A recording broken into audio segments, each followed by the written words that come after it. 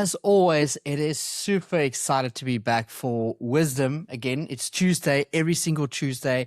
I think we had 2 or 3 maybe exceptions. Last week was one of them, the Q&A was one of them, and then the technical error that we had when I was on holiday in March.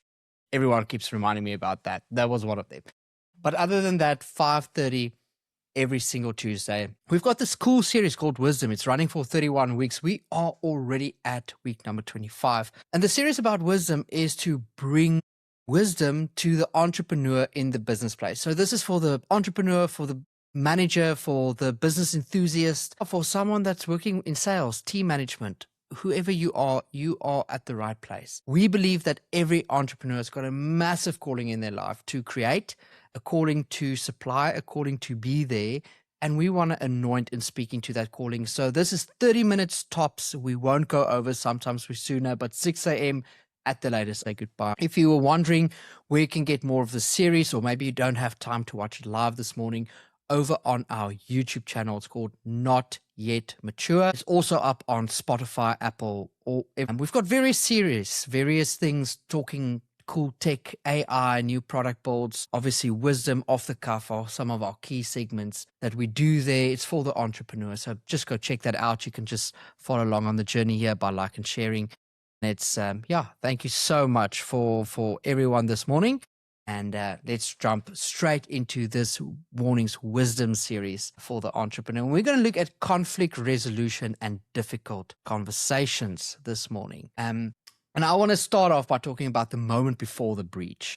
Right? There's always that actual moment. Most of what gets taught about conflict in business is aimed at the wrong moment. Whole seminars on how to argue fairly, frameworks for the meeting where it finally blows up, templates for the apology email you sent the morning after, all of it arriving after the actual decision that has actually already been made. And the decision was almost never made in the argument itself. It was made weeks earlier in silence by nobody saying anything at all. The real skill was never the fight. It was the 90 seconds before it. Solomon knew exactly where the leverage was, and he wrote it into a single line that most people read as a proverb about avoiding trouble, when it's actually I would say, engineering diagram.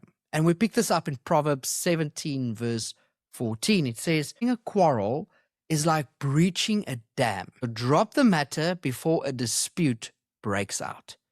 With that image itself for a second, because it's more precise than it first sounds. A dam doesn't fail the moment the pressure arrives. Pressure is always there. It's there the whole time. That's the entire point of a dam. It's built to hold pressure indefinitely. A dam fails at the crack, a hairline, almost invisible fracture that does absolutely nothing for a long time. And then, past a certain point, does everything at once. Once the water finds a crack and starts moving through it, the crack doesn't stay a crack, right? The water itself widens it, moments take over, momentum take over, and there is no dam engineer, and I don't mean that in a condescending way like dam engineer, like there's no dam engineer alive who will tell you the smart moment to intervene is once the wall's already coming apart. The entire discipline of a dam maintenance is finding the hairline crack while it's still small enough to patch with your hand. That's the whole proverb.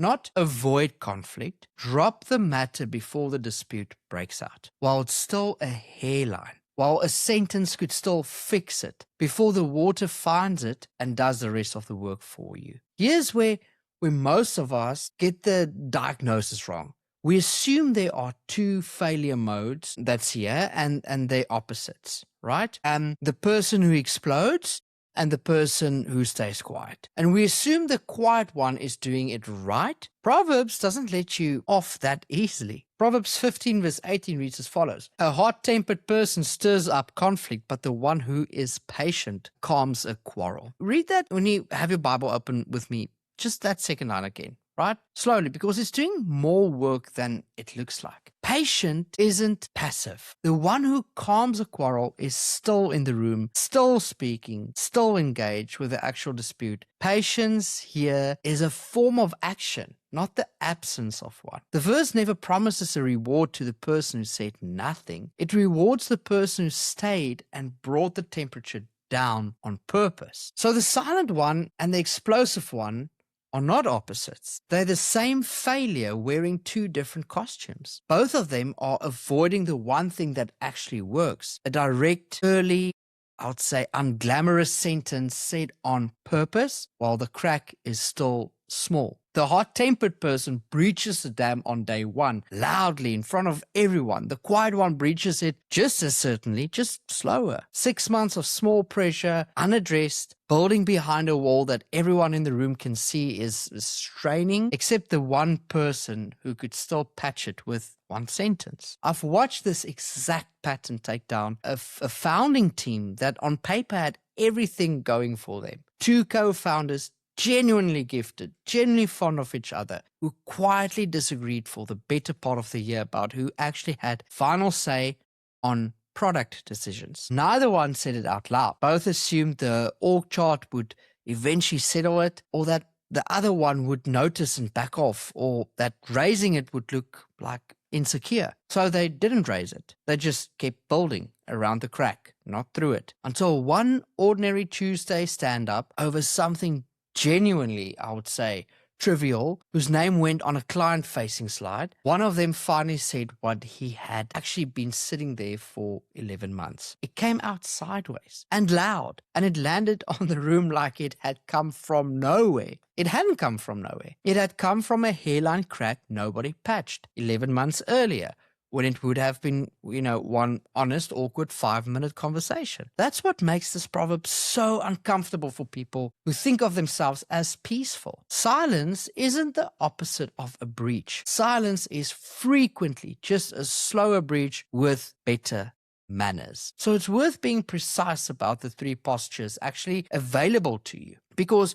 most people only think there are 2. There's peace faking, the quiet one, smiling through the stand-up, saying all good, through a jaw that's clenched, calling it grace when it's really just cowardice wearing Grace's clothes. There's peace breaking, the hot-tempered one, letting the pressure out loud in public, usually at the worst possible moment and about the smallest possible trigger. And then there's the one Proverbs actually commends, which almost nobody names correctly. It's peacemaking, not the absence of confrontation. Confrontation early on purpose, before an audience is even necessary. A private sentence said to the one person who needs to hear it, while it's still small enough that nobody else in the company has to find out it ever existed. I'm not talking about hiding it away, I'm talking about that hairline crack doesn't need to go all the way up. Peacemaking is the only one of the 3 that costs you something up front. That's exactly why it's the one that every single person skips. So if neither staying quiet nor letting it erupt actually counts as handling it, what does real peacemaking look like? Especially in practice, when the facts are genuinely disputed and both sides believe themselves, right? Scripture is one of the sharpest working examples of this in the entire Old Testament. And the strange part is, it isn't found in a moment of gentleness at all. It's found in a threat. We talk about the woman and the sword.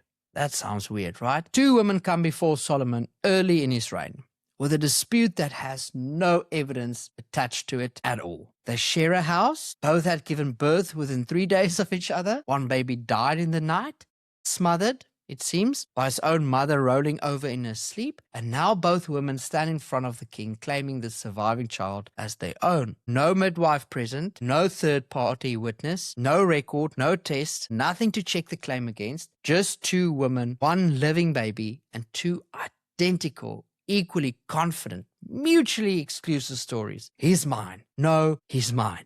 Right? I think you guys know the story. So freeze that moment for a second and notice the position Solomon is actually in. Every normal tool a judge reaches for is completely absent and missing. He can't cross-examine the facts because there aren't any facts beyond the two competing sentences that's already on the table. Whatever he does next has to work without evidence in a room where both women will hold their position no matter how long he questions them. Because this is the part with, sitting inside. One of them is lying with absolute confidence. So he does something that reads on first pass like a horror. And we pick that up in 1 Kings 3 verse 24, verse 25. It says, "Then the king said, 'Bring me a sword.' So they brought a sword for the king, and then gave an order. 'Cut the living child in two and give half to one and half to the other.'" Now, you already know the story, or you already can see where it's going to, but I want you to live in that moment, to actually just see that although this is bound to be a test, this was seriousness in those days. These are a typical measure. It wasn't just an example to be used, right? So we know he's not actually going to do this.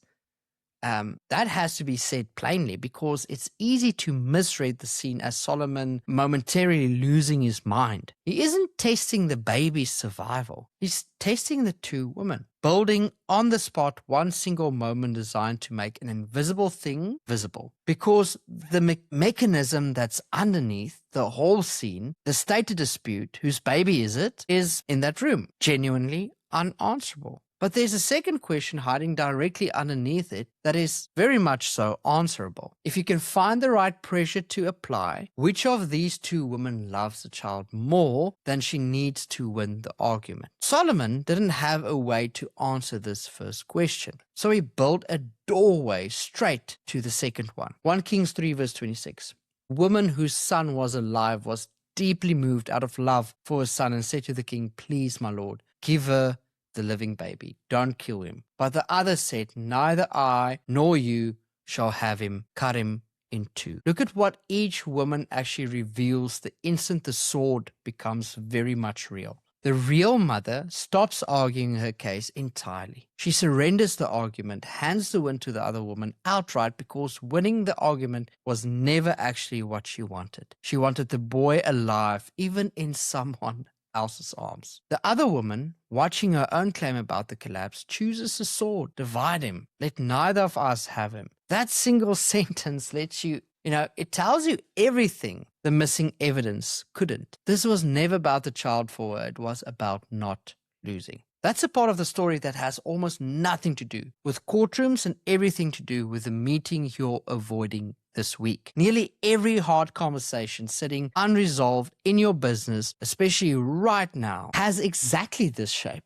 The stated dispute. Who's right about the roadmap? Who deserves the credit? Whose fault the missed deadline actually was, is very often, honestly, it's unanswerable by the evidence in the room, because both people are describing something that's locally true from where they are standing. What's sitting underneath the stated dispute is usually the answerable question. And it's really about the facts at all. It's about whether someone feels replaceable, whether they feel seen for work nobody's mentioned out loud in months, whether an old decision made without them in the room is still quietly costing them something. Most leaders spend their energy trying to adjudicate the surface dispute and then can't understand why the relationship stays fractured even after they've technically, I would say, won it, right? I've sat with a founder whose operations lead had for months been fighting her on nearly every process decision, documentation standards, approval chains, tooling, all of it contested, all of it exhausting, all of it framed as being about efficiency. It wasn't about efficiency. Once the founder finally asked the sword question instead of the surface one,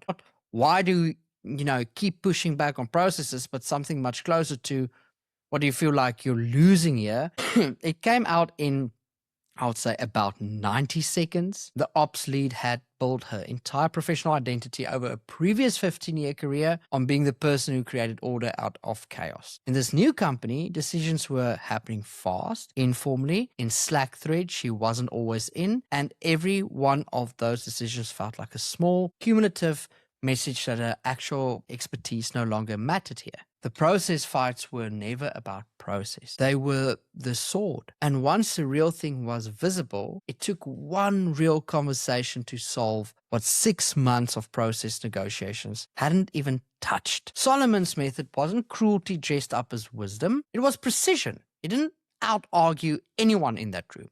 He built one clean, uncomfortable question and let it do the work courtroom of testimony couldn't have done. And that's the transferable part. Not the thread itself, but the discipline underneath it. Find the question that gets past the position someone is actually defending, down to the thing that they're actually protecting. It works the same way at a table with more than 2 people, which is most of the conflicts that you are actually managing on a day-to-day basis. And maybe you're driving this morning on your way to this uncomfortable team meeting or sitting with something in here. This is that sign that everyone's saying to go and resolve this. A team split over a strategic direction is rarely underneath a genuine disagreement about the market. Usually somebody in that room feels their earlier warning was ignored, and this is the receipt. A client who's suddenly gone cold on a project rarely stopped believing in the work. More often, somewhere in month 2, they stopped feeling informed and silence became their version of the sword. The sword question isn't a script that you recite, right? It's a discipline. Before you defend your position again, stop and ask what the other side would actually be losing if they let you win. Every often, the honest answer has almost nothing to do with the agenda or the item on the table. And I hope that is just take that in for a moment as we just bring this to a point. Here's what's easy to miss about that entire courtroom scene. Solomon's brilliance didn't start with the sword. It started earlier than that, with something far less dramatic. He let both women finish their whole story before he did anything at all. Proverbs 18 verse 13. Answer before listening, that is folly and shame. Most of us skip that step entirely, especially the moment a conversation starts to feel like a conflict. We hear the first 30 seconds of someone's position, recognize the shape of an argument we've had before, and start composing our response while their mouth is still moving. Solomon had every reason to rush. 2 furious women, a packed royal court, real political pressure to look decisive, and he still let the whole account land, both versions, before he moved a single piece on the board. Folly and shame is a strong pairing of words for something as ordinary as interrupting. It's strong on purpose. The verse is naming what actually happens the moment you answer before you've listened. You're no longer responding to what's true. You're responding to what you assumed was coming. Once you've actually listened, once a real thing under the surface dispute is visible, there's still the question of how you say the hard sentence back to someone. And here, Proverbs hand you an image that shouldn't work but actually does. Proverbs 20:15. Through patience, a ruler can be persuaded, and a gentle tongue can break a bone. Look at that second half again slowly, because on the surface it's a contradiction. Gentle doesn't break bones, force breaks bones. Pressure, weight, something hard hitting something hard. And yet here's gentle doing exactly that to something as unyielding as bone. The writer isn't confused about the physics. He's telling you something sharper than physics. The kind of pressure that actually moves an entrenched position is rarely the loud kind. Shouting doesn't break anything except the room. It hardens whatever it hits, the way bone under sudden force shatters into more resistance, not less. What breaks a bone in this image is patient, precise, sustained pressure applied without noise, exactly where it needs to go. And that's what Solomon did with one calm sentence and a sword that he never intended to use. No raised voice in the entire scene, just precision applied at the exact point where the truth was hiding. There's a New Testament line that names the sequence Solomon actually modeled in the plainest order possible, centuries before anyone wrote a leadership playbook about it. And that's in James 1 verse 19. He says, everyone should be quick to listen, slow to speak, and slow to become angry. We know that. Order isn't there by accident. Listen first, fully without composing your answer underneath someone else's sentence. Speak second, and slowly, meaning deliberately, meaning the gentle tongue kind of pressure rather than the shattering kind. And anger last, if at all, and slow enough by the time it might arrive, you've already listened and already spoken the true thing, and there's usually far less left to be angry about than there was 90 seconds earlier. One more trap worth naming plainly because it catches conscientious people more than anyone else. Hinting is not the same as speaking. A lot of leaders genuinely believe they've had the hard conversation because they alluded to it. A comment in passing, a slightly cooler tone in a review, an email with just a little more edge than usual, and then they wait for the other person to read between the lines and self-correct. That isn't the gentle tongue Proverbs is describing. Okay, that's the sword left in its sheath, waved around in the general direction of a problem, never actually drawn. A hint asks the other person to do the brave part for you. A gentle, precise sentence, said plainly, said kindly, said once to their face, does the brave part yourself. Put plainly for the conversation you're actually avoiding this week. The dam doesn't get saved by better arguing. It gets saved earlier than that by naming the small thing while it's still small. This month, not the accumulated version of it 6 months from now when it stopped being the issue and become the whole relationship. It gets saved by asking the sword question instead of, say, relitigating it, the surface one. Not who's right, but what does this person feel like they stand to lose here? And it gets saved by a gentle tongue willing to actually say the real sentence precisely without shouting and without hinting, because a hint never broke a bone and never did silence. Think about the crack you already know about. Not a hypothetical one, and an actual conversation you've been quietly not having. With a co-founder, a client, a team member, maybe someone at home, where you've told yourself it isn't a big deal yet, or that it resolve itself, or that raising it will make things worse than better. It's worth being honest about what that instinct actually is. It is very, very rarely wisdom. It's usually just a dam still holding for now. Every founder who's ever stood in the wreckage of a breached relationship, a co-founder split, a client who left without warning, a team that quietly stopped trusting its leader, says some version of the same sentence afterward. I knew for months, yet I didn't say anything. The cost of the conversation you're avoiding is never actually zero. It's deferred and it's collecting, and it's always, without exception, smaller now than it will be once the water finds the crack on its own. So don't wait for the wall to fail first. Go and stand at that hairline crack while it's still small enough to reach with one hand, and have this sentence, that hard sentence, have that today. Thank you so much for joining Wisdom. Have a blessed week, and remember, all of our content up on YouTube, not yet mature. Just follow us on our socials. Thank you. Have a good one.